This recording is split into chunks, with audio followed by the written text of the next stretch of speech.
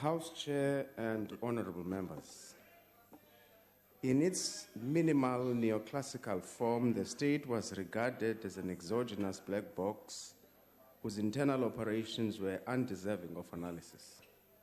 As a welcome permanent interlude away from this neoclassical school of thought, this debate underscores the essential role that the state now plays in driving growth and development. More specifically, it compels us to ponder on whether private commercial banks in their current form are fulfilling their social and development objectives, expanding banking and financial services to the poor, financing priority sectors in our economy in line with our socio-economic development objectives, to mention but a few.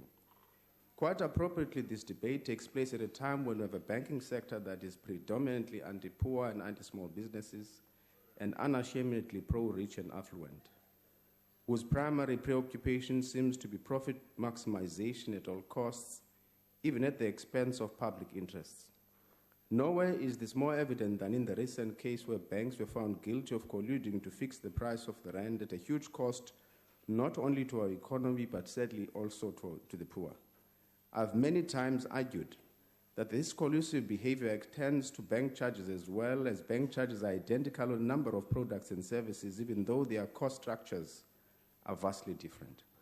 To this end, while we appreciate the call for a shift away from market supremacy or the invisible hand theorem in the banking sector to government leadership or the visible hand of government, we must admit that in its current form, the ANC government neither has the capacity nor the political will to run anything properly.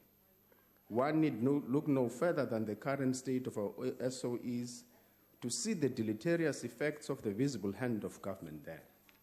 After all, this is the same government working together with the Guptas and those who take delight in keeping the president, seemingly derives a perverse pleasure from engaging in rent-seeking behavior and reciprocal acts of corruption at the expense of service delivery.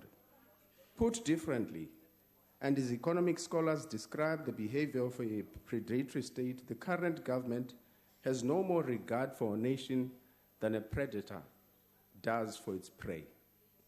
Gleefully cheering me on at this stage, the expectant proponents of the Washington Consensus Development Model are probably saying, go on, Kwankwa, contradict yourself and say we must dismantle the disabling state and move towards market fundamentalism. Tough luck to you.